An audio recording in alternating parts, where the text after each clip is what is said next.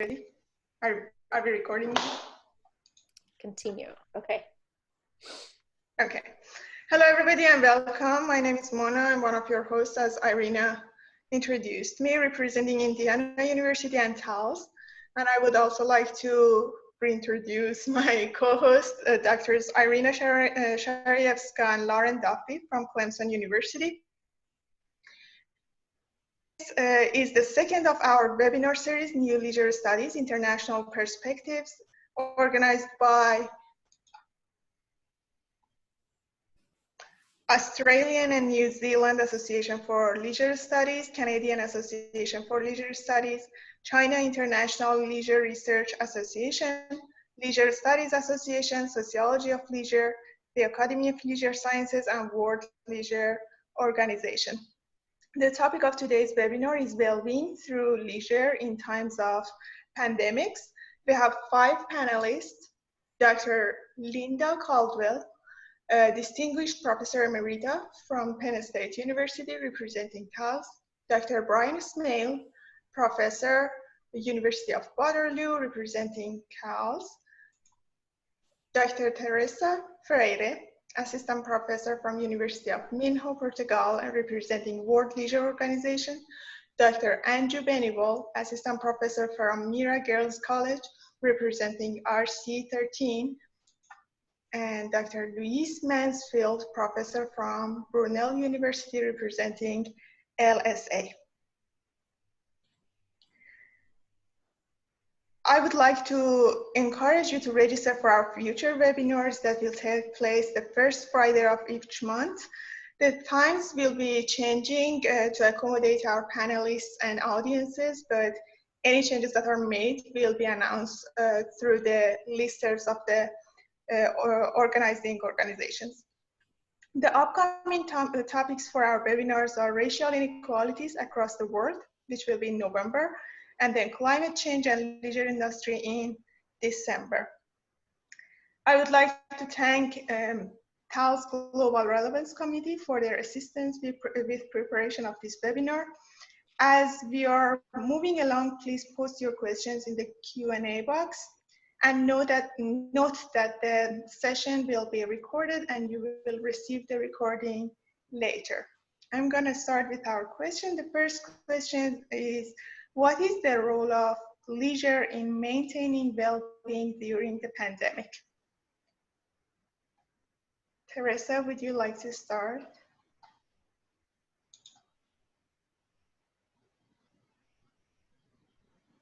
Thank you. So I'm going to begin. Thank you for this opportunity to discuss with my colleagues from all over the world about this so important topic. I would like to say that leisure is in fact one of the experiences or contexts or even activities that are very well validated in the research around the world, showing that leisure is in fact very important to promote well-being in individuals and in societies.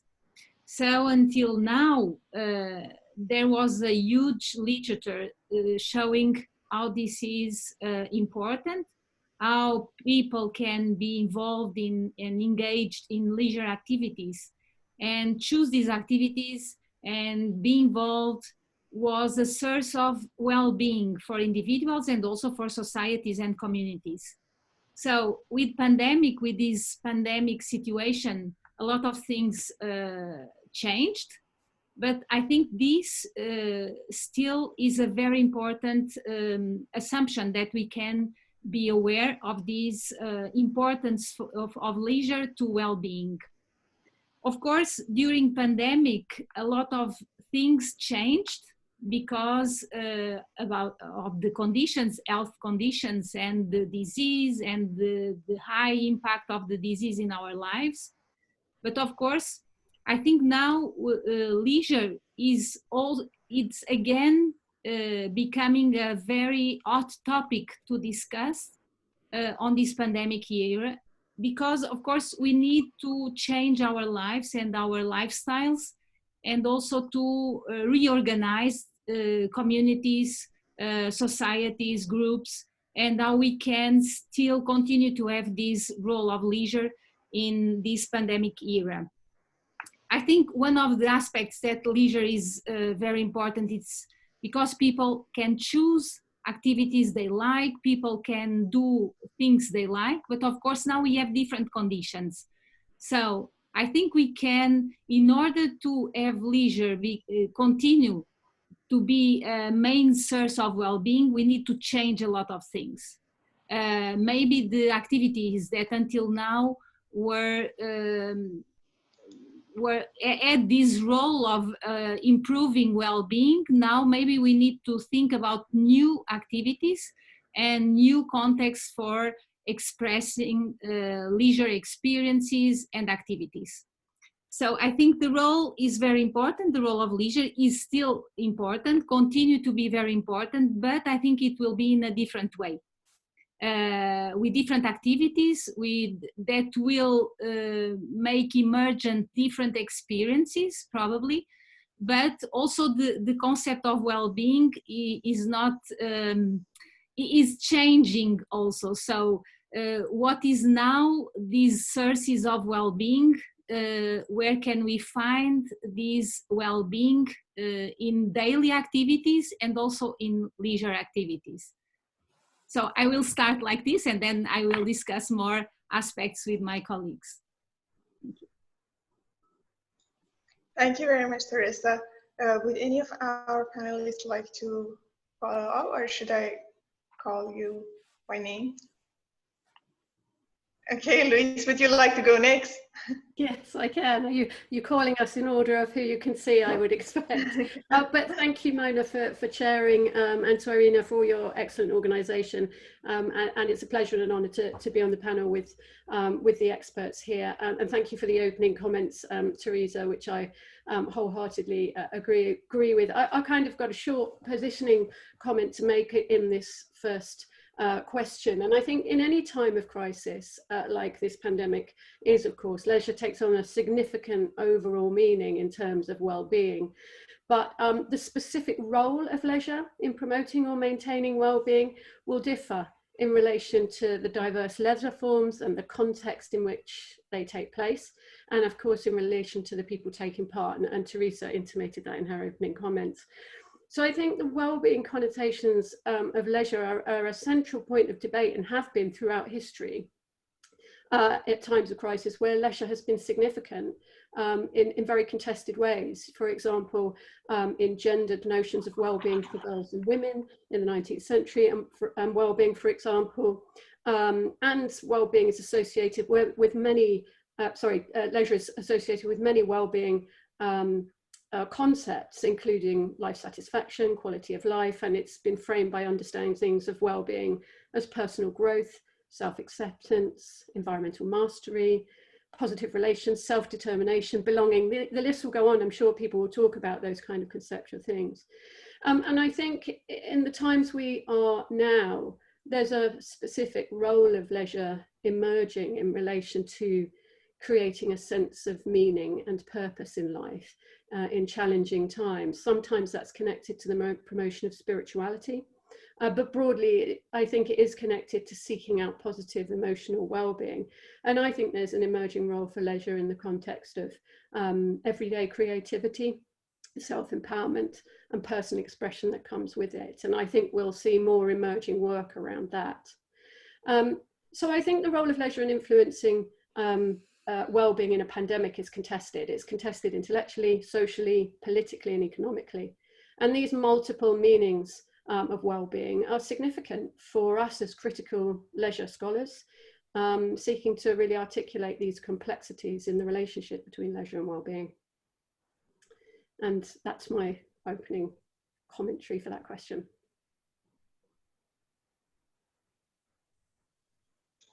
Sorry, I was muted.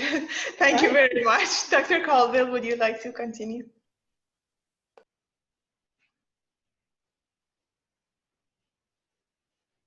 There I am. Okay. It's great to be here and see some old friends and colleagues too. I'm going to take a different tact and focus on the intersection of boredom and leisure, because boredom is actually a hot topic right now, and it's spawned some timely research and a great deal of social media pieces. For example, I did a Google search on boredom and pandemic on September 25th, and in 46 seconds, I got 10,900,000 entries. One of the entries, for example, that intrigued me was Americans' inability to cope with boredom is spurring the spread of coronavirus. And I'm going to highlight a few findings from these studies to make my point. One study from the University of North Carolina, Chapel Hill, and Harvard, called the U.S. National Pandemic Emotional Impact Report, found that 53% of Americans surveyed reported being more bored than what they were at the advent of COVID-19. And in March 2020, researchers asked a sample of about 3,500 Italians to list the most negative things they felt as a consequence of isolation. Number one was lack of freedom, and number two was boredom. And Brian, I'm sure knows this, 2 surveys of Canadians in Toronto during the 2003 SARS outbreak. One survey found respondents reported that boredom affected them most, with 62% saying they suffered from it even more than worry and anxiety. And the other survey, boredom was not only the #1 emotion people felt, but it was the #1 reason given for breaking quarantine. And there's a current study under peer review that found that those who are more prone to boredom were more likely to break physical distancing rules. So I have been thinking about these things and trying to piece together what this means for leisure and how people feel. And I'm going to quickly share my screen.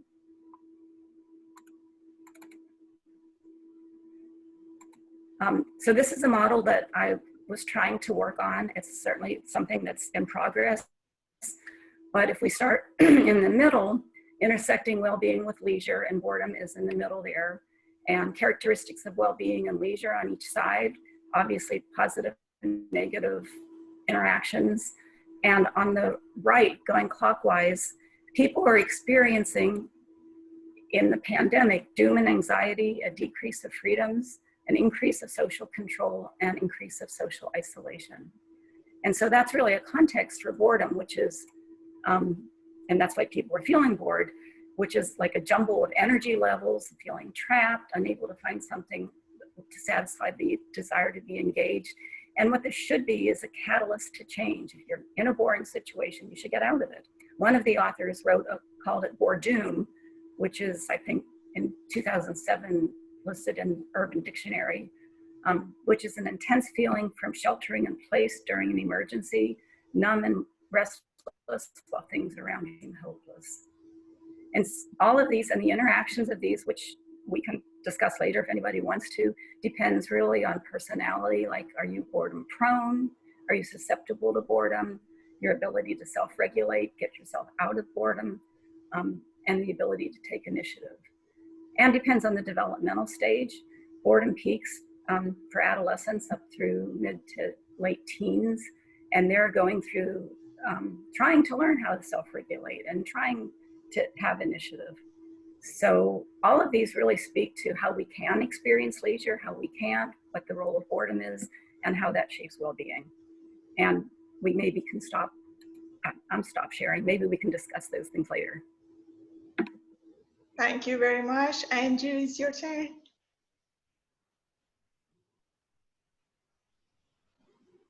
Andrew. Yeah, hello everyone. Actually, we are talking about leisure activities, and during this COVID-19 pandemic and the novel coronavirus pandemic continues to sweep through the world, as more fresh cases are being reported, and health experts and officials are on alert, informing people of developments and preventive measures to ensure that the virus can be contained. However, there is also a need for a dialogue on the impact of this pandemic on our mental well-being, as how we are seeing nowadays a leisure activity, because we all know leisure is a part of our life. And if you want to be mentally, emotionally, physically healthy, we should involve ourselves in some leisure activities. Previously, the situations was different. We were involved in our daily routines, so we get less time for our leisure activities. But now, when we are isolated in some places, we are getting some more time for ourselves, for our well-being, for our development, for our growth, mental, physical, emotional growth. Then we have seen that this leisure is now more important. Now we are thinking about these leisure activities. In India, we have seen that leisure aspect is very new. People used to involve themselves in numerous leisure activities, but they don't know what's the importance of that leisure activities, how that leisure affects on their mental well-being or overall well-being. Because when we involve in some leisure activities, we feel free, we feel fresh, we feel happy, we feel healthy. So these are the practices. Leisure means like if we involve in such activities, it gives us pleasure. That is leisure. So now when we are, we all know that human mind is a fold of magic. And it is up to people on how beautifully they unfold it. As if what we think and how we think, this all depends on us, how we take the situations. Now we are talking about the situations when we are finding ourselves in stress, we are finding ourselves in anxiety, loneliness, fear. These are the emotions which are like we are covering ourselves, and we are finding ourselves in situations when we are not happy. We are always in fear of this COVID, fear of affecting from this disease. So we are not involving ourselves in leisure activities. But this is the time because we are talking about our immune system. We are everywhere talking about that, just to boost your immune system, just to enhance your immune system. How we boost our immune system, how we make strong our immune system, by making us healthy, by making us physically, emotionally strong. So by doing these leisure activities, any leisure activity, if you like to read, then read good books, then read good stuff. If you like to do meditation, in my presentation I would like to focus on meditation part, because I'm practically or personally feeling this, that this meditation helps in overall well-being. If you give 20 minutes daily in meditation, then definitely you will feel the you will feel the benefits of that meditation, because it helps in not only boosting your immune system, but it helps in keeping you mentally, physically, emotionally strong on a happy planet. So leisure, any activity, but if we are talking about the mindful and compassion meditation, I'm talking about mindful and compassion meditation, then these type of meditations which we are doing on mindfulness, just 20 minutes of meditation practice can significantly reduces depression, stress, anxiety, and as well as it improve overall your mood, all your moods.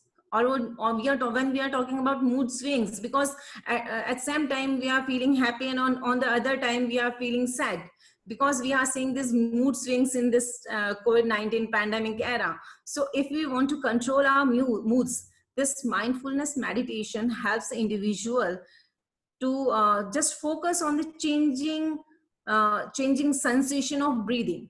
This all a game of breathe. If you control your breathing, if you sense that changes in your breathing, you can just control your mind, because during that meditation several hormones secrete in our body, and those hormones helps in keeping us calm, cool, and not only calm and cool, but they help in our complete overall well-being, like serotonin hormone, which we can say happy hormone, and cortisol is the stress hormone. During meditation, we can this meditation helps in reducing that cortisol hormone, secretion of cortisol hormone, which is a stress hormone. When we are talking about this situation, we are saying that we are living in the phase in which we are stressed. Stress in the sense of social, social environment, or stress in the sense of financial or economic conditions. So if we are if we want to reduce that stress level, we have to do some meditational practices. And if we are doing that meditational practices as a leisure activity, because we are not going outside, we are just living at home, and we want to keep ourselves healthy, then what we have to do? We have to do such exercises which not only keeps you mentally, physically, emotionally, spiritually.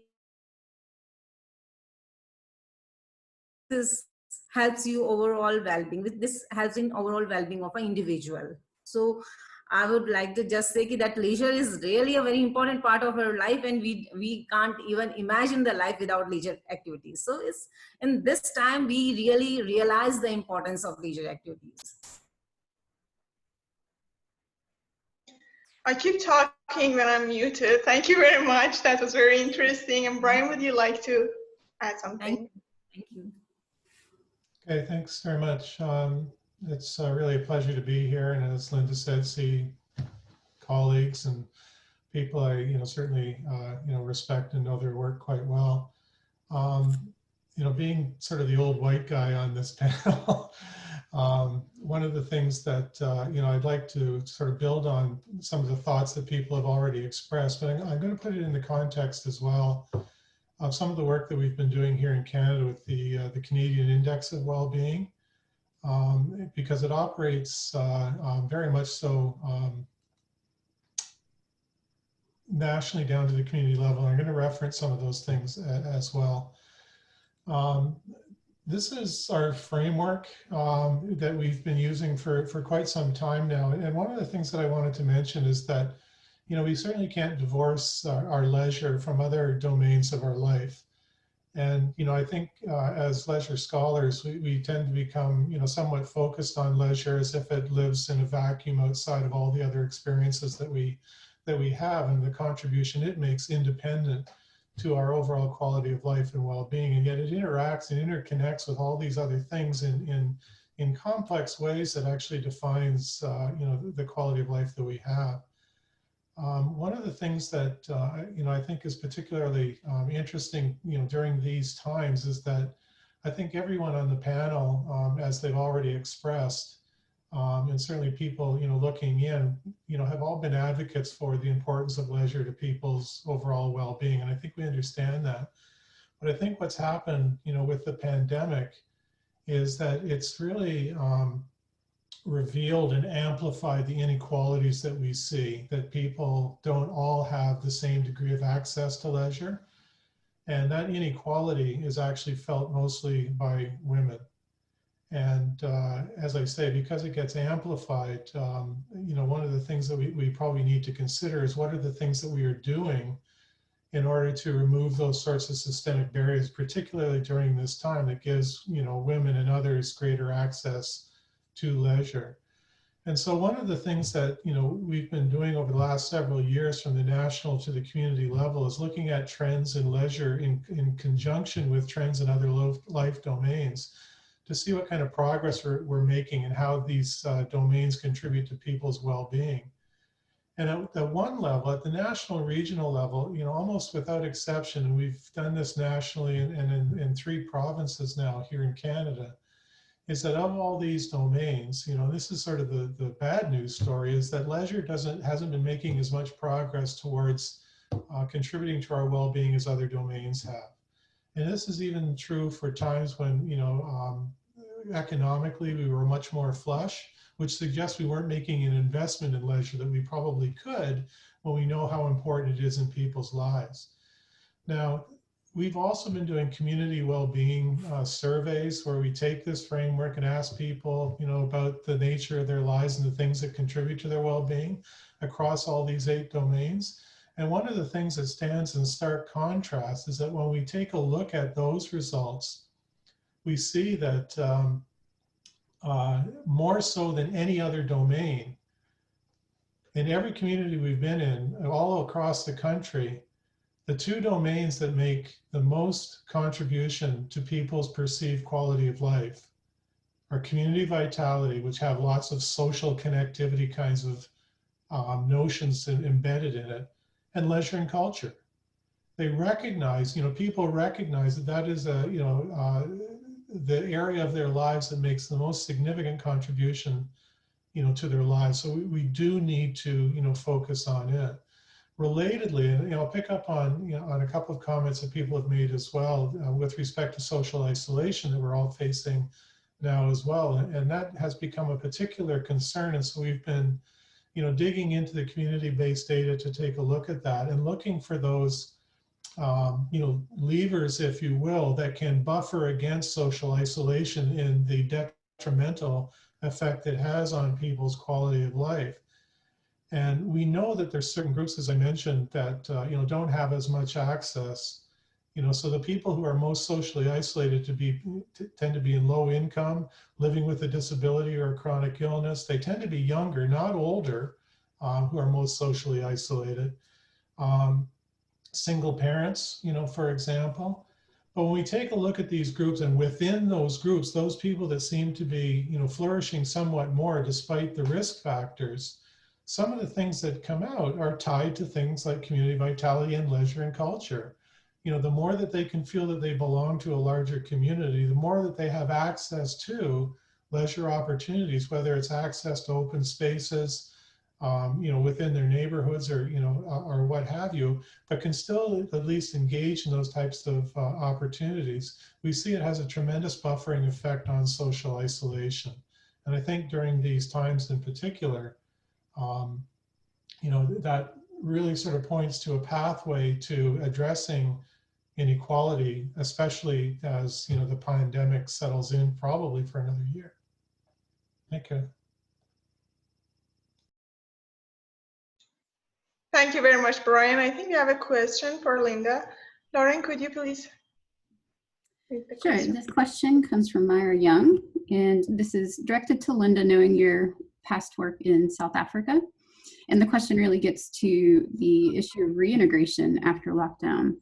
So specifically, the question reads as our levels of lockdown eased and children went back to school, many children found it very traumatic to socialize and reintegrate back to new normal again. Schools are not allowed to do any extramural activities, especially sport, and it has had a psychological impact on the children. I think the question is, how can we use leisure to address these psychological impacts more so than the aspect of boredom?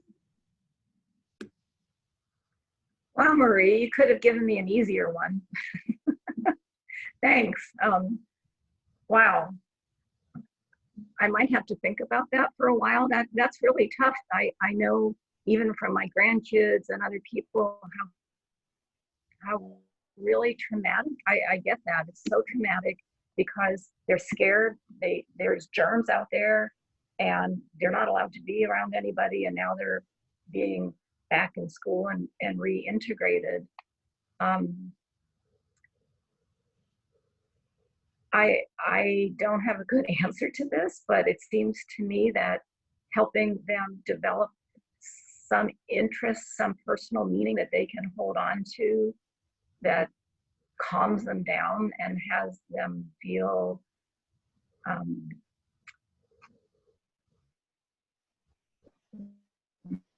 like they're more in control, I guess, giving them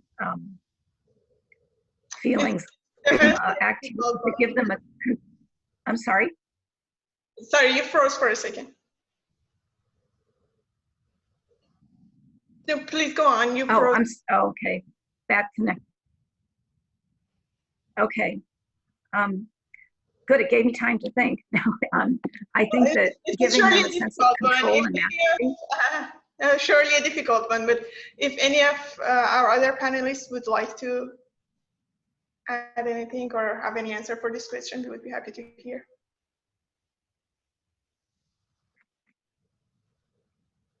Great. Can I add some thoughts? Sure. This is really a big question, and we must have time to think on the answer. But I can share some ideas we have here in Portugal. In fact, this was a big difference in the daily life of children and adolescents, and they were without the main sources of development that were the social connection with friends, the connections with the environment and the social context and the school and the friends and other adults, and suddenly they were without these main sources of development.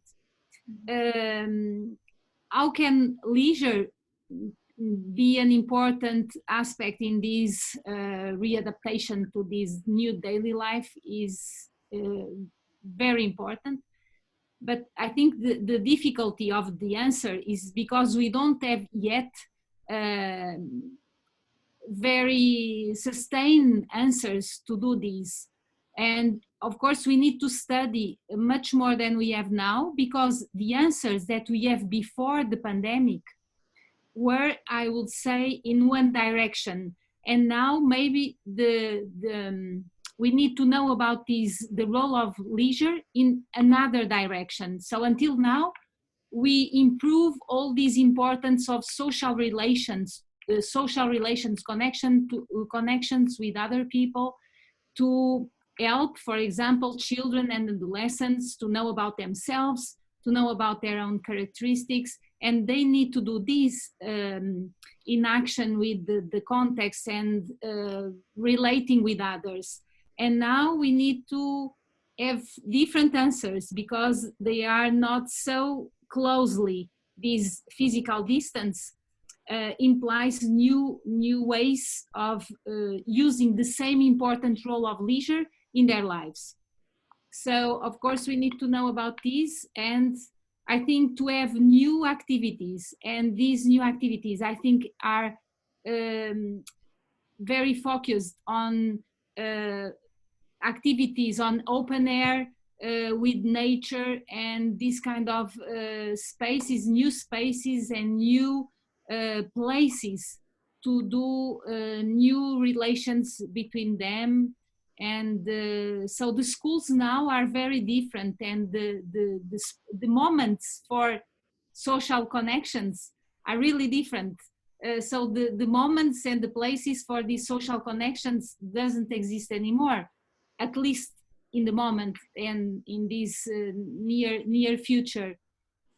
So in fact, we need to maintain the role of leisure, but maybe in a different way. I think and these new activities more related to open air and nature are maybe one of the answers, but it's difficult. Very helpful, thank you. Yeah, I think Linda wants to add something. I'm seeing you raise. Just to follow. Can't hear you. Yeah, just to follow up, Teresa. Maybe if you stop your video, we can hear you better. Can't hear me? You're coming in now. Never mind. No, we want to hear you. That's okay. I'll pass. Okay. Well, Andrew, I'm seeing you. I actually that question is very. Here, stop my video. Okay. Very clear. Let's try that. Good So I'm raised by the participants. Like, yeah, students are. It's very prolonged for a prolonged period. The children are missing their school, and when they went back to school, because in India, it's still the schools and colleges are closed. So when they back to school, we will definitely see a different scenario there, because we are like teaching us children that please keep distance with other students if you go to school, and please keep distance, maintain distance, social distancing while interacting with other students and like. So there's a different scenario we are going to see now. What we have to do is we have to just see the reactions and the emotions. We have to just understand, we have to just feel their emotions, their reactions in an essential manner. And not only their emotions and reactions, but also properly address their needs, what basically they need now. They need our cooperation. They need our love and affection. They need our proper guidance. Like when you deal with other students, when you went back to your school, what safety measures you have to keep in mind, along with maintaining social distance and along with keeping your relations with bonding and love and affection. And what we have to do in that environment is we have to our school management should deal those students in a proper manner. They should create some guidelines. They have to change their leisure activities in a different manner. Now it's not possible to play in a playground with all students and in a normal manner. Now we have to live in a new normal life, and that new normal is different, and we have to give a different meaning to leisure activities now in a different environment, I think. So it's time to deal with the student in a different manner. Thank you. I'm seeing Linda back. Linda, would you like to? Okay, now you're frozen again. Sure. I'm sorry. I'm frozen again. now- I'm going to go to a different part of the house. Okay. All I was going to say was I think that more than ever, young people, children, and adolescents need to learn ways of self-control and self-regulation and taking charge of their own lives. And I think that will help them navigate these new things, whatever's coming up that's new, that, and as Brian and others say, this is going to last a long time. And more than ever, I think parents and other adults need to help scaffold kids in order to learn these skills that will make them and contribute to well-being. And I think leisure is a great opportunity for that. Okay, sorry I'm freezing. No, you're fine. Thank you very much. Thanks. That was a great, difficult question, and those were great answers. Let's move on to our next question. Can you give us? If I could, I'd just like to respond to something that Linda said. You know, I think, you know, certainly in Canada, you know, the second wave of the pandemic, you know, and where we see the reopening of schools, and particularly the colleges and universities, a lot of the responsibility for the uptick in cases is, you know, being blamed on younger people. And, you know, while I, you know, certainly agree that, you know, adopting a certain degree of responsibility for behavior is one thing. One of the things that I think is particularly interesting is that it also points to the importance that people have for the overwhelming need for social connection. And they may be making bad choices because of a feeling of invulnerability due to their younger age. But from some of the work we've been doing with UNICEF Canada, we know that kids in their mid to late teens are feeling the greatest effect of social isolation due to the pandemic. And this just may be the natural response to connect with others. So how can that be done responsibly so they have that opportunity through their leisure activities to make those important connections? Can I add a comment? And sorry, there's some building noise going on outside. So if it gets too noisy, Mona, just tell me. But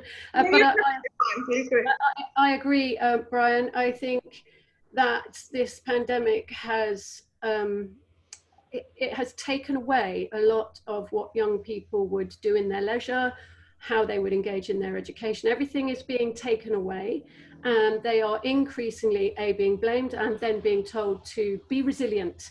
And I think that there's a real kind of critical role for us to play as leisure scholars in conceptual engagement about well-being in those terms, whether it's about resilience or responsibility, because I think that this idea, as you say, of seeking to explore how you socially support young people in a time when things are being really taken away from them is absolutely crucial, and I don't think we've got there yet. Thank you, Luis. This was actually a great conversation, but I think we better move on so we can cover all of our questions. So I'm gonna read the second question for our panelists is that, can you give us a list of the most pressing issues related to well-being through leisure in times of pandemic, which is the issues that are specifically related to your area of expertise. Okay, to be fair, this time we are going to start with Brian because he went last for the first question. There's, this is a difficult question as well because, we're really into unknown territory. And so one of the things that I'm going to fall back on is that I mentioned earlier, I think what it's done is it's sort of amplified the things that we've always understood about the role that leisure can actually play in our lives. And how do we create those kinds of opportunities that people can make the social connections, get the kinds of benefits they derive from those experiences during these particular times. And, the other piece of this that I think, has created, the problem is not just that sort of health related things, but also the economic, constraints that people are feeling. And, one of the things that we've advocated now for a few years, based on the trends that we've been seeing, are a couple of things. We pulled together policy experts based on the trends that we see in aspects of people's lives that are contributing to their well-being. There was concerns, as I mentioned earlier, about leisure not making the same degree of progress that we might have expected. And so essentially the directions that were recommended were that we should start actually taking a serious look once again at something that I remember talking about when I was an undergrad. Was about universal access to leisure and recreational opportunities, and try to get away, particularly with in a publicly supported system, a pay-to-play kind of mentality. And rather make all of those sorts of resources and opportunities more accessible to people in the way that we redesign our communities and make those kinds of things available as well. One of the other things is stop thinking about health as health care, because it's not, it's sick care. So we really do need an upstream approach to health promotion and providing the kinds of, again, opportunities that people usually find through leisure to maintain good health. And it takes the pressure off the system, without regarding it as something that is sort of a band-aid for illness and injury, as opposed to a system that might actually promote public health. And perhaps the most important one is a universal basic income. And I know during this time that discussion has ramped up again. But I think it's particularly important now because, we tend to think of universal basic income as simply addressing poverty. And it's proven to be effective for that. But I think more so what it does is it creates choice and it creates access.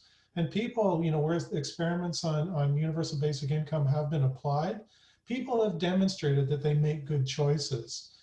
So those people that, tend to lean a little bit right, that like to blame the victim, to say that, they waste the money on unimportant things and trivial, activities and so forth. I mean, they're fundamentally wrong. There's no evidence for that people actually do make good choices. They support their families better. They make better connections within their community. They have access to the kind of resources that many of us take for granted and so forth. So it seems to me that, once again, I think the pandemic has amplified where those kinds of inequalities exist within our society. And these are some of the things that I think could help address that.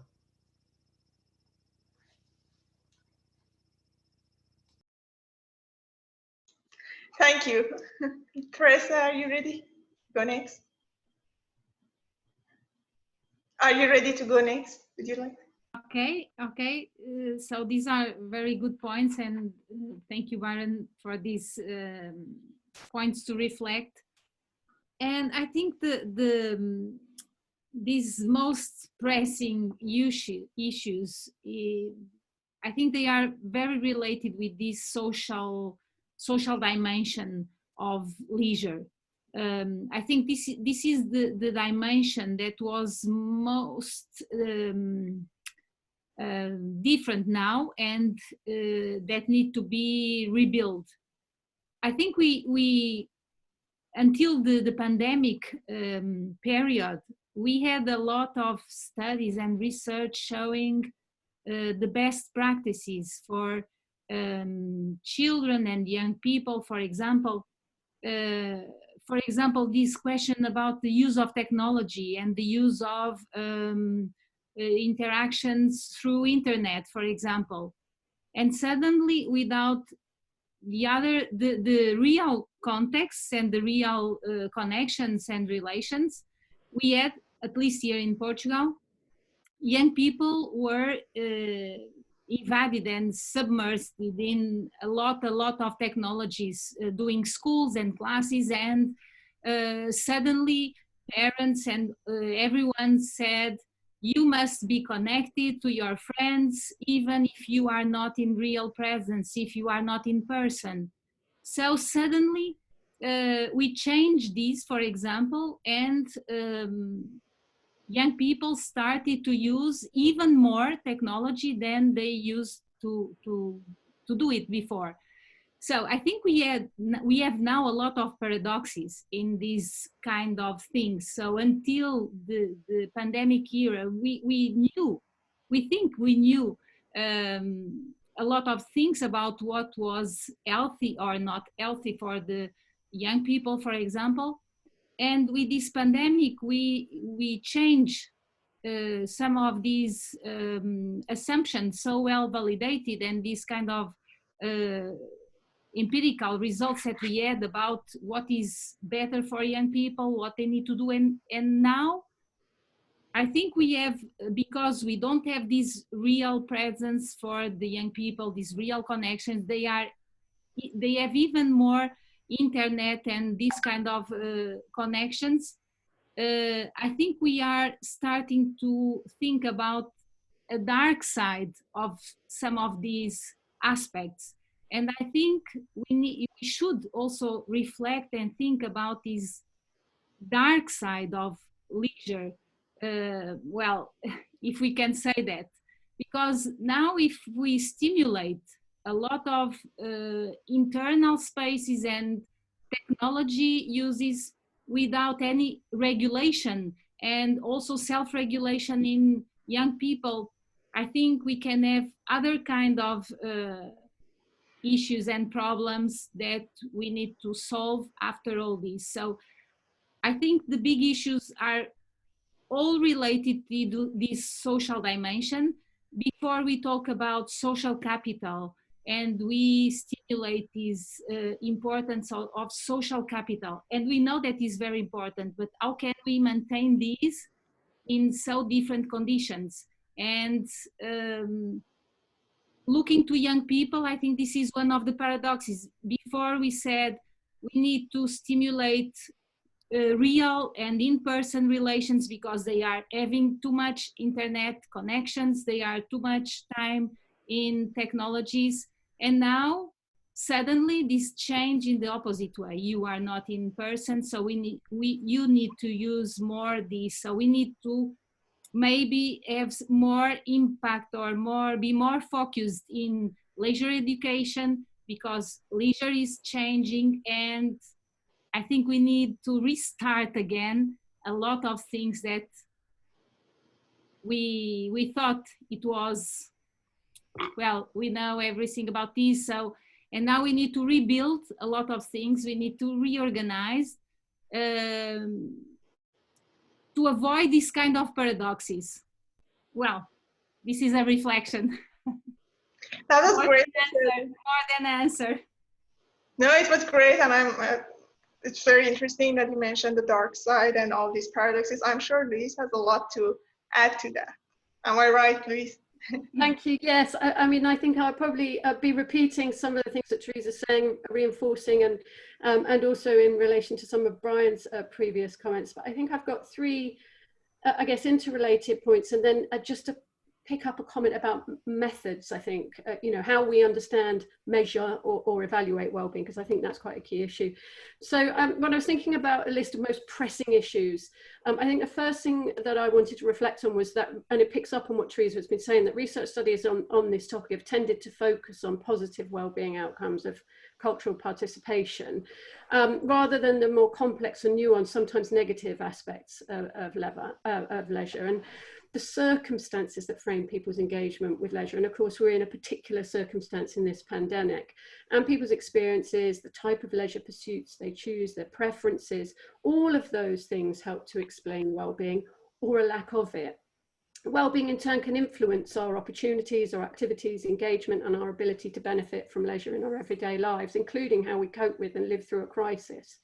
So what we conclude about the impact of leisure, who's doing well, badly through engagement in it, which circumstances and to what extent, I think depend on our understanding of what I call the social dynamics of leisure. And I think this has been picked up with some of Brian's comments, certainly, and other people. So, you know, the intersections of leisure with other aspects of our lived experience, whether that's gender, socioeconomic status, ethnicity, disability, and age. And I think that's all also connected to how we define, measure, and evaluate well-being in these contexts. And so I think that exploration of the complex social dynamics and keeping thinking about how we measure well-being and leisure, that's one central issue to explore for me. And I think it's quite pressing. And it connects again with Teresa's point about the leisure being remade by people in times of a pandemic, and are our systems for understanding it robust enough at present. So my second point is that I think we need to continue our critical dialogue about leisure and well-being, so that we can better do the kind of work that Brian's doing and make a contribution to national and local policy and practice objectives. And particularly not just about leisure, but where those policy and practice objectives promote well-being in which leisure is or might be a feature. So interconnecting with policy decisions around public health and social care, however defined, and health promotion, interconnecting with decision-making about communities and housing, about education, and that's been picked up in the comments and questions that we've had initially, about the state and place of our environment, work, international development, social justice, culture, media, and sport. And I think as scholars, we need to better inform those agendas in those spheres. And so we're at a time where this research agenda is really developing, and it's really important in these emerging deliberations about this diversity of meaning and making of well-being in the leisure sphere. And I think particular issues of social isolation, loneliness, social connections in a time of physical distance actually need to come to the fore. And I definitely see this agenda as framed by interdisciplinary approaches. And my third and final point is that, again, reflecting some of the things that have been brought up around boredom, dark leisure, that during this pandemic, I think we do have to reflect on the fact that however defined or culturally embedded, leisure provides us with these exceptionally diverse opportunities to engage in what we choose to, what we prefer and what we like, and what's meaningful and enjoyable to us. And so leisure's got this kind of special capacity to allow people to feel positive well-being in a way that they choose to do. But the breadth of leisure, it does give us these challenges for understanding leisure and well-being and developing knowledge about what forms of leisure can contribute to well-being, for whom and in what circumstances, and where they don't. And I think the crisis of a pandemic has got to remind us of the importance of critically exploring the negotiated meaning of leisure and well-being. We still have questions, and they are big questions now, about the ways that diversity, social context, and leisure intertwine to really affect the fundamental nature of well-being in terms of how it's constructed and how much or how little people have, and particularly on the issue of well-being for people living in difficult or impoverished circumstances, where well-being might not exist at all, or it might have been eradicated through the crisis that we're in, and might actually be, people might actually be in a situation where well-being is being gained through potentially harmful, dangerous, or illegal leisure practices, the dark side that Therese was talking about. And I think we've got to measure, we've got to recognise that as a key kind of issue in this pandemic. And there's a debate, I'm not going to talk about it at any length, I think, about how we do measure and collect data about leisure and well-being. You know, to date, much of the evidence base of policy and decision making, not necessarily in the academic sphere, which is broader, but it's informed by methods and theories of behavioural science and quantitative research. And I think there's a case for really building high quality qualitative research into that knowledge base. Well, thank you very much, Louise. I'm very glad that you mentioned the measurement, and you know, as you pointed out, there has been different approaches to measuring well-being, qualitatively or quantitatively. As an expert, what is your recommendation? What do you think is the best approach at this time? Yeah, it sounds like a bit of a cop-out to say mixed methods, but I actually do think that we have to explore the best ways of measuring things or evaluating things for the questions that we have. And so it's that continual interplay between thinking about the way we're conceptualizing and understanding well-being, and then the questions that we have in order to build the bigger picture of well-being. So yeah, and the interdisciplinary focus for me is really important, and I'm sure Brian's been doing that work in different ways. Of course, what gets heard at policy level in terms of evidence is a huge question, and sometimes evidence doesn't inform policy at all. So, yeah. True. Well, thank you, Louise. And Jude, would you like to jump in now? Are you ready? Yeah. We can hear you. Yeah.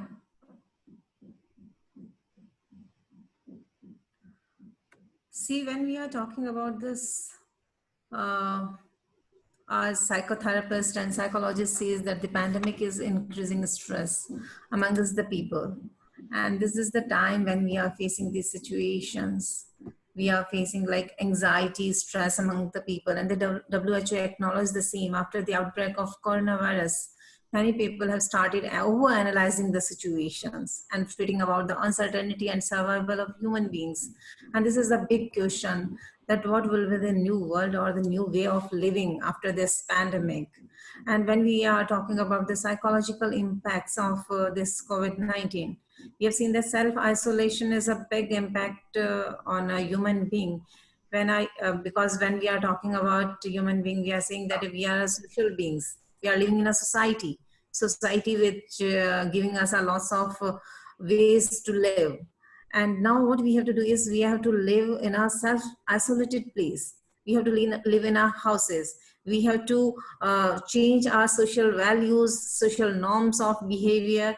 And in that situation, it is really a very hard to live in that situations. And along with that living, we have to keep us healthy. So we have to think about our leisure activities. We have to think about our well-being. And along with that, separation from family members, close ones, this is also a big traumatic situation for people. And being overly or excessively concerned about hygiene. We are experiencing this thing nowadays, that we, regularly after a few time we have to use sanitizer, we have to wear masks, and we have to keep ourselves like protected from this coronavirus, and we have to excessively concerned about our hygiene. And assumptions and uncertainty of future is one of the biggest problem, because we all are like uncertain about our future. We don't know what is going to be happen next. Till the vaccine is discovered, we don't know what the situations are going on and how we have to continue this living. And one more thing is survival anxiety is really a big problem for us. Avoidance of people and public places. These are some things we are facing nowadays. So what we have to do is, when we are seeing that coronavirus disease 2019 is profoundly affecting life around the globe, isolation, contact restrictions, economic shutdown, this is a complete change to the psychological environment, affected countries and reduced opportunities for stress regulations. So in that situation, when we are talking about the physical activities, if we regular physical activities, we do regular physical activities, then these activities reduces our risk all-cause mortality by 30%. If we do regular physical activities, then cardiovascular diseases by up to 35% reduces. So these are the impacts of regular physical activities. But now, during this COVID-19, it's not possible to go through these regular physical activities in light of the current situation worldwide.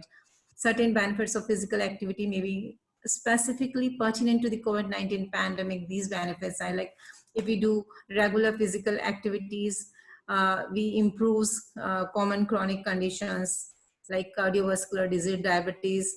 We increase the risk of severe COVID-19. These are the like if we are diabetic patient or if we have some cardiovascular disease, then we will infect we will infect by this disease. So what we have to do is physical activity is a great stress management tool. Before it reduces symptoms of anxiety and depression, and it helps in controlling our cortisol level also. This is a stress hormone, and this creates an imbalance in cortisol levels, and this negativity influences immune functions and inflammation. So this is like something is changing in our society, and what we have to do, if you can't go outside, go inside. Your inside is full of leisure. So for that, what you have to do is just do for mindful meditations. Now, when we are talking about this, there's lots of changes due to this COVID-19. And now we are living in a virtual world. We are having contact virtually. Students are taking classes online. We are doing webinars. We are living in a virtual world, not an actual world. We are virtually interacting with people.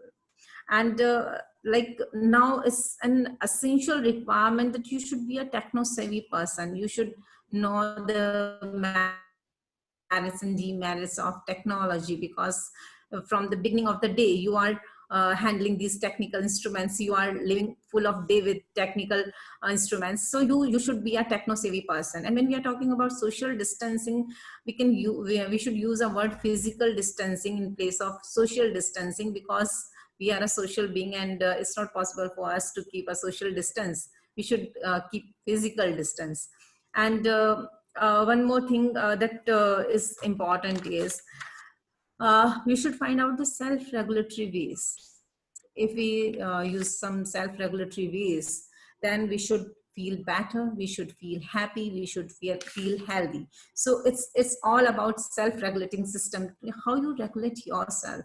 And when we are talking about the dark side of this, when we are saying that this is a dark time or a dark side of life, so we should find out a ray of hope in this dark side, because we should be like positive attitude is required nowadays. You should be positive in all situations. Keep yourself healthy, happy, and involve yourself in such activities which helps in boosting your mental, emotional, and physical health. So this time, leisure is an essential part of life. If you will involve yourself in such leisure activities, definitely we will cope up with this all situations. We will cope up this mental health related problems. If we are saying that children are facing mental health related problems, young people are facing mental health problems, then what we have to do is we have to involve ourselves in such leisure activities. We have to just not concentrate on that pandemic situation. We have to just concentrate ourselves in some creative works. We should involve ourselves in some creative activities, which will not only help in boosting your immune system, but also help you keep happy, healthy, and not only you, but your family members, but your relatives, your colleagues, your friends. So what you have to do is you have to create such an environment, such an healthy environment. And nowadays sense of humanity is required, because if you are having that sense of humanity, it will be easy to handle these situations.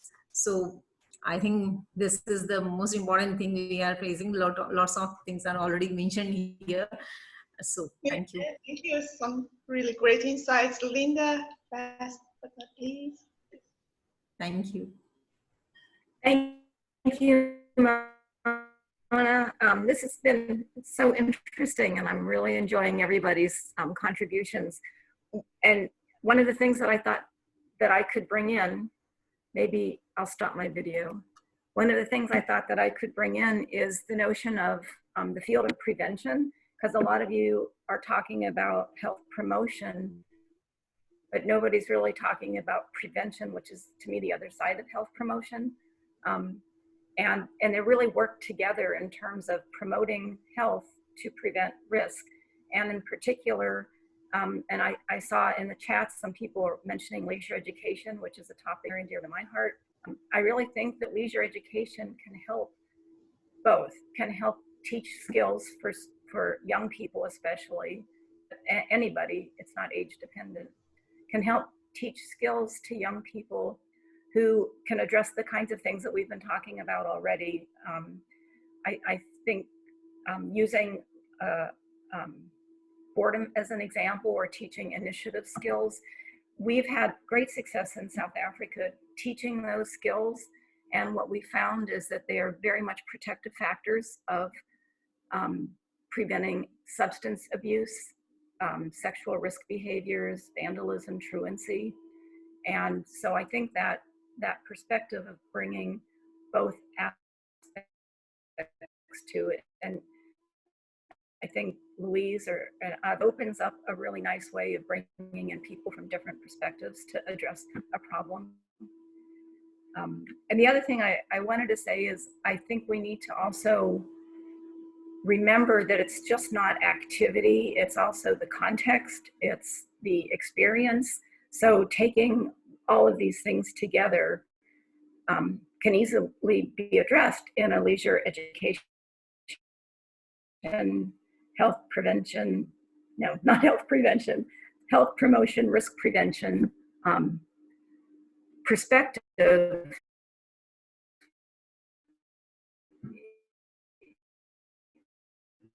Is really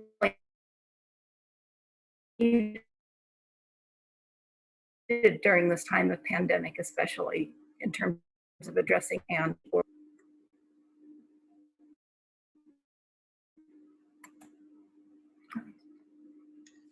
Linda, we are losing you again.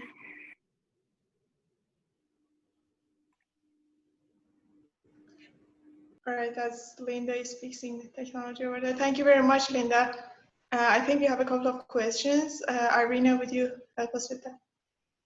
Awesome. Well, thank you, everybody. So we have quite a few questions from the audience, and we would love for all of you to have a chance to answer those. But just in order for us to answer more questions, if you know, a couple of you could answer each of them, would be wonderful. So our first question is from Graham Condi. Do panelists think that leisure and leisure studies will be taken more seriously in academia now, given that people are realizing the importance and diverse impacts of it? And it's kind of related to that third question that we ask you to prepare about popularity of the topic of well-being. So how do you see kind of that changing right now with the pandemic? Would anybody like to take on this one? I can make a comment here to start off, if that's all right, unless anyone else wants to start. You know, I think that there is a long and excellent history of academic work in the leisure field on well-being. And there's some great reviews on this. Heather Gibson's done one really recently, actually, which I found extremely useful. So I think that as an academic area of study, it's always been there. And I think leisure studies scholars have taken it seriously. There's also a couple of recent special issues, one in leisure studies and one in sport, society and social issues. And I think what I think needs to be taken seriously, and we need to do better as critical leisure studies scholars, is informing policy decisions where budgets are talked and thought about, and so that we get this interconnection between the knowledge that we're building and the decision making that's happening. And you know, I don't want to reduce everything to the bottom line, but actually, you know, when we face a crisis, funding tends to be withdrawn from areas like leisure. And I think we need to be pushing the agenda towards policy and decision making and informing that part of of the work, so that we're taken seriously in that aspect. And again, I think the work that Brian's doing is testimony to that, as is the work of that we've been involved in the What Works Centre for Wellbeing in the UK, and through the measures that our UK Office of National Statistics make, and I'm sure other countries are doing the same. So I think that that's the key thing for me, being taken seriously and informing the policy decisions. Wonderful, awesome. Anybody else? I would like to jump in, and I mean, I certainly agree, with Louise. One of the other things I saw coming up as well is the whole acknowledgement that more interdisciplinary work will really help with this as well. I think one of the fears, certainly from some of my colleagues that work in practice, they're always concerned about whether or not they as a field are being taken seriously when it comes to budgeting time and so forth. And they've always been concerned about, coordinating their efforts with health services, with social services, with policing, with community, and so forth, because I think that they might get, shoved aside. And I think one of the things that we've discovered is that, like our work has been forcing me to talk to economists and health professionals and people in political science and so forth. And I've learned a lot, but what it's all, really reinforced for me is that we have nothing to apologize for, because even in the face of these other disciplines, when we make our case, as opposed to being a voice in the wilderness, but be part of that larger discussion with people in other disciplines, they recognize and acknowledge, that as a foundational aspect of people's quality of life and how it informs decisions, whether it's economically, health, democratic principles within our communities, leisure becomes, a hallmark position. And I think, citizens recognize that as well when they point to it as being, the most important aspect of not only individual, but community quality of life. And I think, we see on the international stage, some countries that are already beginning to go down that path. I mean, the Wellbeing budget in New Zealand, the National Performance Framework in Scotland, for example, work that's going on in Iceland. And I know the federal government here in Canada is looking at, well-being as being a means of informing federal policy. Now they're looking at it as well-being budgeting as well. But, nevertheless, I mean, who would have thought 10 years ago, that this would have been a central platform for informing decisions by federal governments around the world? And I think we've got a seat at the table. I mean, people recognize that if we embrace other disciplines and other ways of viewing well-being, that there's a tacit acknowledgement that leisure, recreation, sport, and so forth have to be there to inform those decisions. Great, thank you so much. Anybody else? Yes, I can also say something about this. I really agree with this interdisciplinarity level associated to this research and the need to put this leisure and well-being in a serious area for research. Of course, if we need new answers and new applications, we need to look at this and have this knowledge to support what we can do in practice. I think one of the main aspects that I will also highlight in parallel with the interdisciplinarity is the need to do more studies, the need to do more research to have answers to do things in community and in the lives of everyone. So, but one of the aspects that are very important is the connection between the person, the activities, and the context. I think this is very important. And one thing that the pandemic teaches is that these dimensions are very, very related.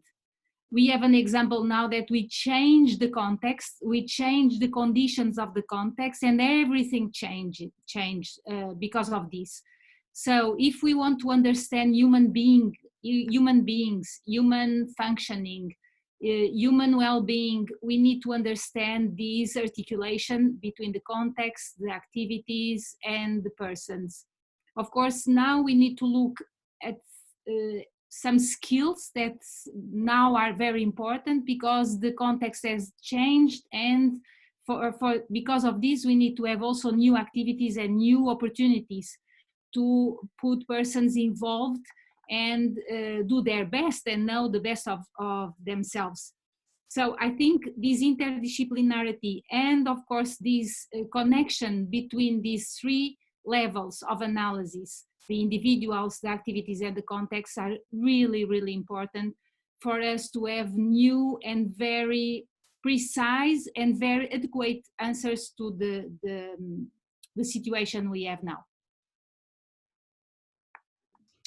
Thank you so much. And we're going to move to the next question. Lauren? Yep. So we've got 3 questions lined up. I'll start with Doug Kleber, then Jane Hurley, and then Galit Nimrod. And Brian, this first question is directed towards you from Doug.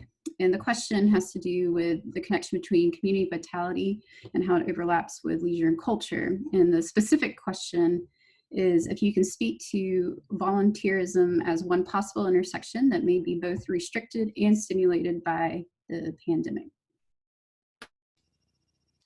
Okay, thank you. Hi, Doug. This is how you're spending your retirement, I guess.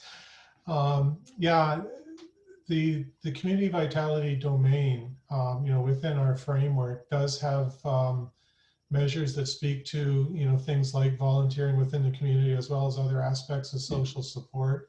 And I think critically too, a sense of belonging to community. And much of that manifests in leisure spaces, so that there is some clear connections between the two. So, this is where that intersectionality between, people that, maybe focusing their research efforts, their, policy-based efforts, begin to see the overlap and the connections between, the things that we privilege and other aspects of people's lives. So there is a clear connection there. And yeah, it's something that we're seeing repeatedly in the work that we're doing. Does anyone else want to add to the question? If not, we can move on.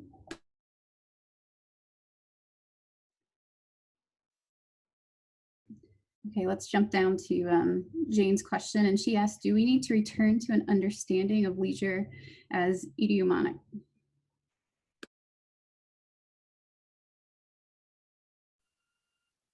Is this for anyone? Shall I go?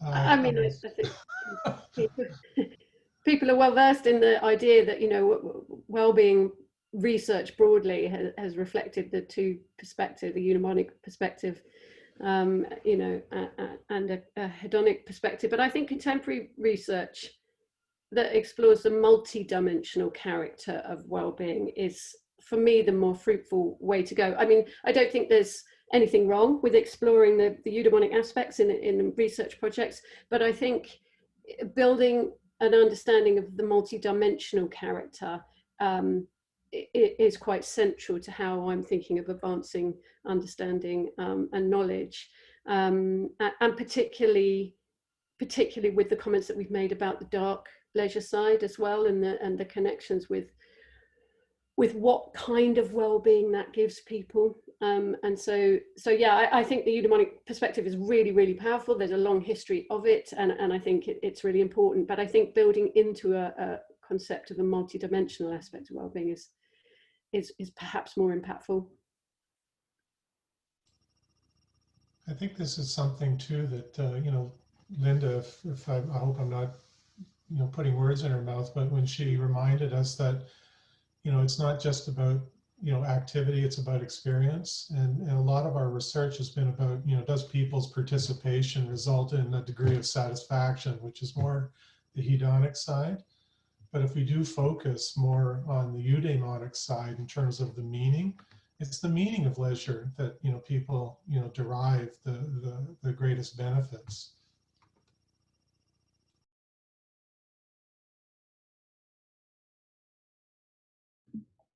Okay, we have one more question, and this is for any of our respondents, and this comes from Galit, and the question is, do you think that individuals' fear of missing out, better known as FOMO, has changed because of the pandemic? And if so, how? And did the change impact their well-being?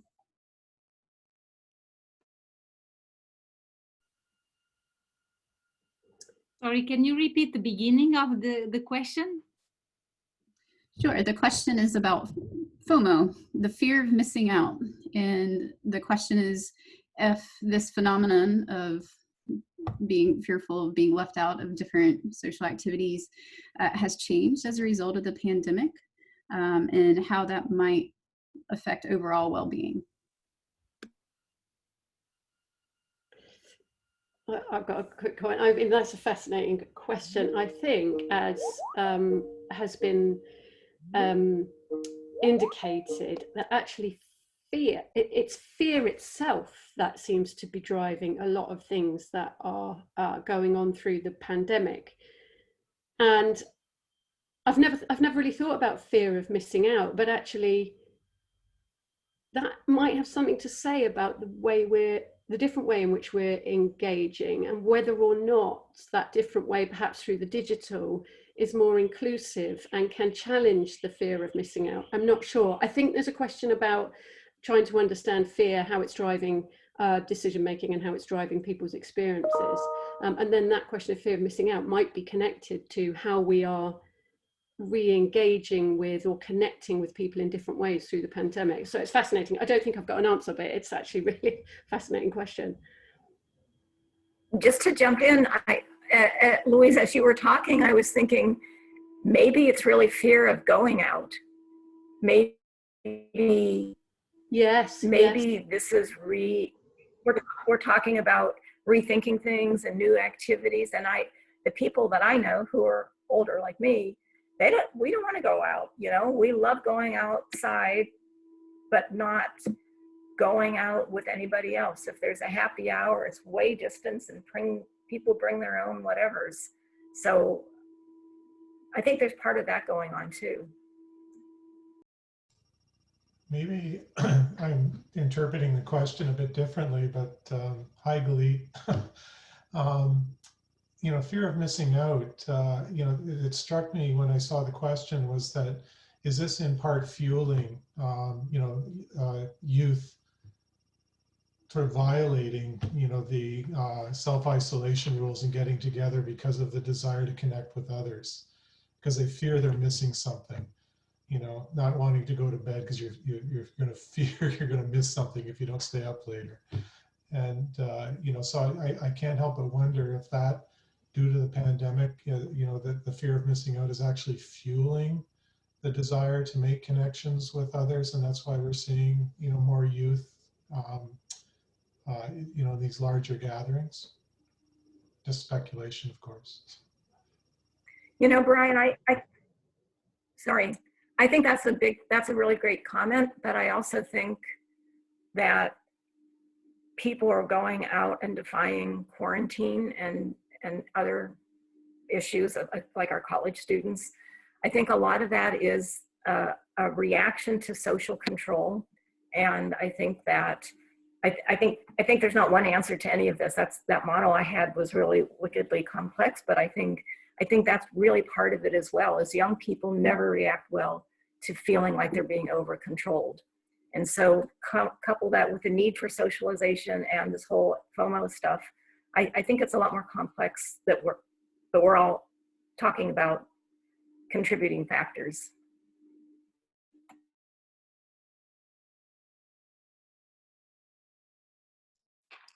All right. So I guess this has been a wonderful discussion, and I would like us to kind of try to finish on a positive note a little bit. So we have about 7 minutes, so each of you have about a minute. And, you know, there's one comment from Pearl Ann in Canada saying, you know, build back better. What do you see as an outcome, I guess, of pandemic? in terms of what are the positives for well-being, for leisure in general and well-being specifically?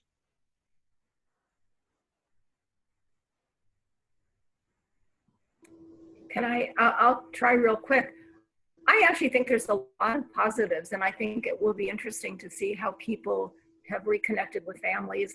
It's, unless they're really sick of everybody else, but reconnected and doing outdoor recreation together. The creativity, again, in reaction to being bored, I think the creativity has been outstanding. So I think and the love of our outdoors and kayaking and bicycling and that, I think that's really positive too. I think we become more aware of our ecological self.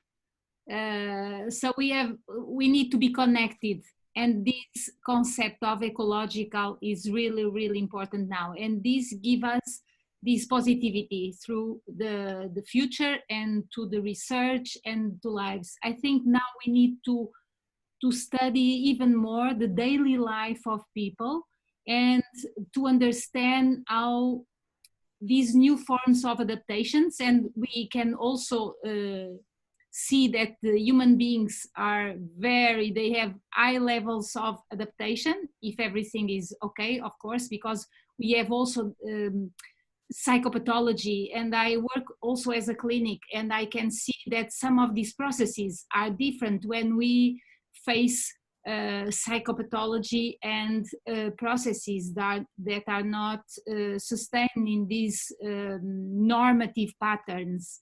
But of course, these levels of adaptation that we can see also shows us that we have a lot of creativity, and proactivity is also very present in our lives when we face these adverse events or adverse situations in the world. So I think we need to study more daily life, how people do in everyday life, to understand these processes and to understand the subjectivity of the experience, and to know about this. And of course, see, although all these different things, where is these sources of well-being, and all these every dimensions about well-being are very important, and also this focus on multidimensional aspects of well-being are very important. But I would say that we need to know more this ecological self.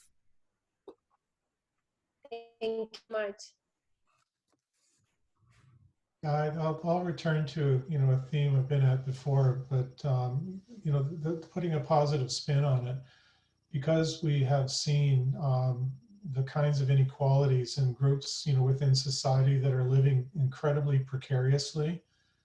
Older adults living in long-term care, the personal support workers that are badly paid tend to be racialized women for the most part. It's changing policies. It's changing the way that we look at our communities and the groups that are most vulnerable. And I'd like to see coming out of this that we actually start putting things in place that provide greater support for all members of our communities and not just a few. Thank you so much. Very powerful. Yes. I think this is a time of self-realization. What we have to do is we have to just self-realize ourselves, how to cope up these situations, how to be normal in this abnormal situation. So we have to find out the possibilities, and we have to see the challenges in a very positive manner. Like we are seeing different changes in our social life. We are seeing changes in our behavior. We are seeing changes in our environment. So this is the time we have to find out the reasons behind these situations and how to cope up with these situations, how to find out the solutions of these problems. And if you'll like, this pandemic is new for all of us, and we have no idea about what are the problems we are going to face in future. Even we don't know. So what we have to do is we have to just think this, we have to take these situations in a very positive manner. We have to do research, how leisure affects individual as well as society level, and how individual is important for society and society is important for individual. This is the time to do more research and to find out more aspects of leisure and well-being in a new manner. So this is something like, yeah, situation is in front of us. We are seeing lots of changes in our daily routine. We have seen lots of changes in our social relations. We have seen different types of relationships. We have seen different social norms, changes in social norms, cultural norms. Then what we have to do is in that, we have to find out how we will maintain those things while along with keeping us physically, emotionally, and spiritually strong. So this is the time you have to keep yourself strong, as well as your family, your friends, your colleagues, and your overall environment in a positive manner. Positivity is the only solution, and your self-realization, this is the time of self-realization. You have to find out the reasons of these type of pandemics, and no, is no big deal. We will definitely see the brighter side of this pandemic also. Thank you so much. Thank you. Anybody else? I've just got two comments that I think, you know, people have said that the things, and that I would certainly agree with. I think this is a growth area. I think leisure studies scholars are really well placed to advance knowledge about well-being in times of crisis. And I think it is about understanding the personal and collective processes and mechanisms through which improvements in well-being may occur through leisure, and then what circumstances contribute to destructive influences on well-being. And I think that dynamic is really, really important.